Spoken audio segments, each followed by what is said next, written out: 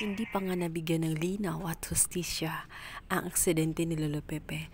Ngayon ay may bagong kaharapin ang pamilya ng mga Tanyag sa pagpasok nga nitong si Justine at ang kanyang tatay.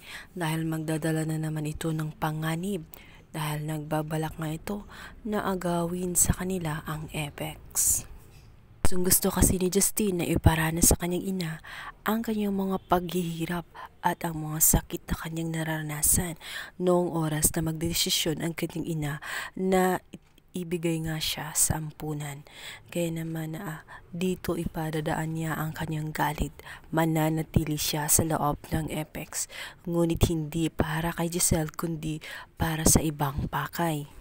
Ang pinakamaling desisyon nga na nagawa ni Giselle ay bigyang posisyon na mataas. Ito nga ang kanyang dating nobyo na si Eric at doon pa nga niya pinasok sa BP Finance sapagkat pinag-aralan at tiningnan mismo nitong si Eric kung anong angkop na posisyon na para sa kanya nang sa ganun madali niyang mahututan ang yaman ng mga Tanyag at makuha agad ang pondo ng Apex. Buong akala nga ni Giselle ay iyon ang paraan para magkalapit sila ng kanyang anak at hindi na nga lumisan papunta sa US.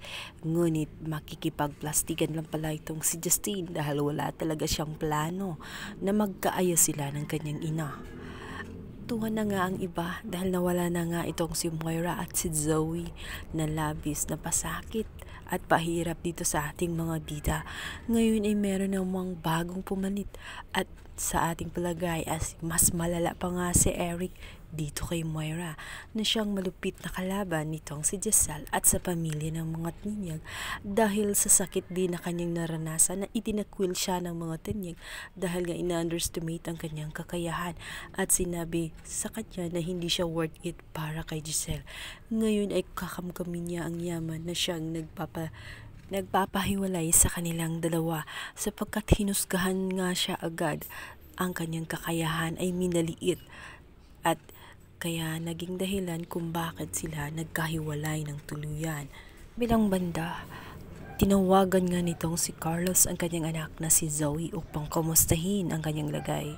Ngunit tila hindi natutuwa si Zoe sa pangungumusta nitong si Carlos. Sinabi niya rito na buhay pa nga siya, humihinga, ngunit deep inside, she is dying dahil na rin sa kanyang matinding trauma at depresyon na nararanasan. Sinabi pa niya sa kanyang ama na kung masaya na umano siya sa kanyang mga naririnig. Sabi ni Carlos na kung may paraan para matulungan siya ay gagawin niya ang lahat-lahat.